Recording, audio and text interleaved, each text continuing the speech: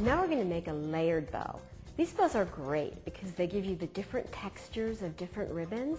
I'm going to start, like always, with my Bowdabra bow wire. I've already folded it in half, and I'm going to lay that down into the Bowdabra. Fold it under, and just set my Bowdabra down. Then I'm going to take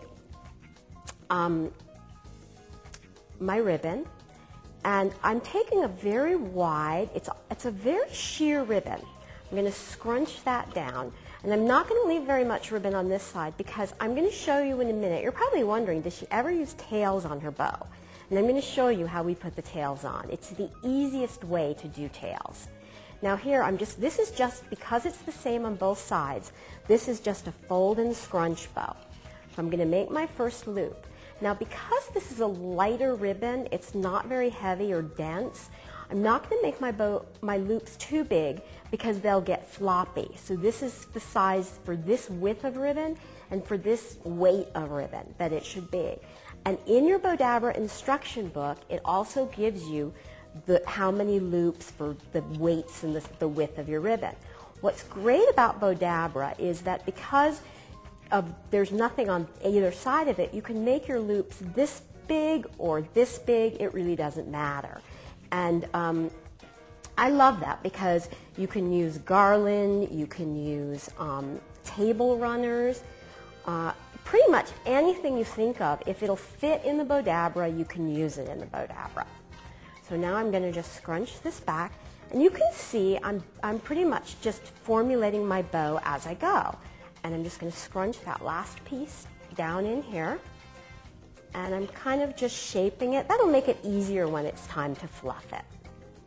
Then I'm going to take this mesh, and I'm going to do exactly the same thing.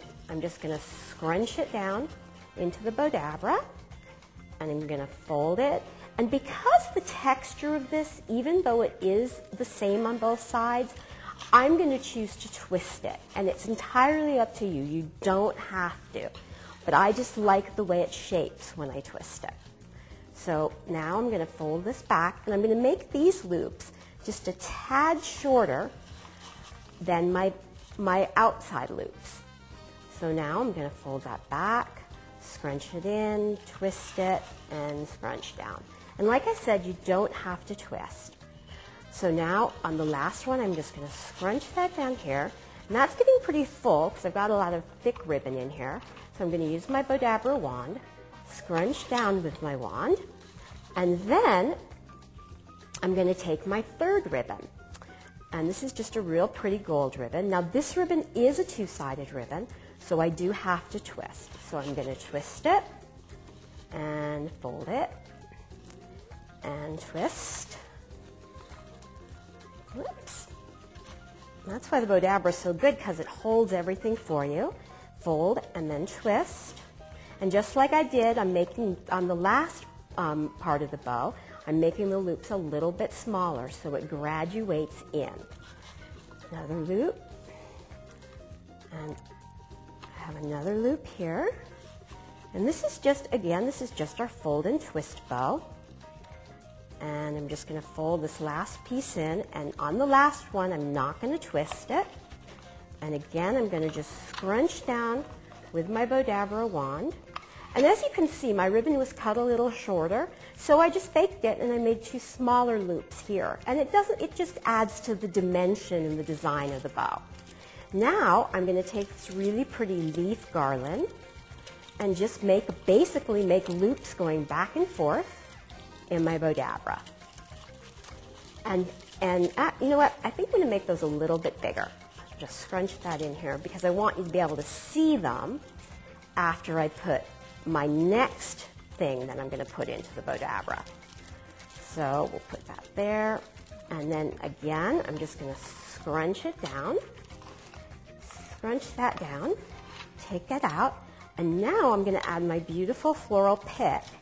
And one trick that I can give you is at the end of the season, I go to all the stores and I buy all the floral picks they have because they're so inexpensive at that time. And it's just a great way to pick them up for all your bows. And a lot of the floral picks, even though they're Christmas, can work any time of year.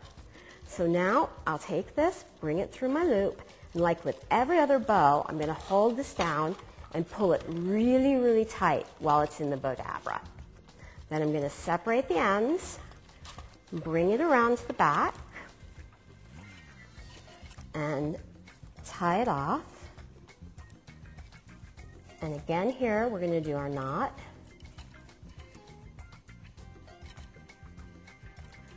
And now I'm going to show you how we put our tails onto our bow. I've cheated and I've already dovetailed the ends of this piece of ribbon. I decide how long I want my tails, and I'm just going to fold it in half. And now you can fold it in half, or if you want your tails to be different lengths, you can make one shorter than the other. And I think that's what I'm going to do this time. And then I'm just going to scrunch it right here, then take my Bowdabra bow wire, and all I'm going to do is tie a knot. And now it's time to fluff my bow. So what I'll do here is just fluff it out.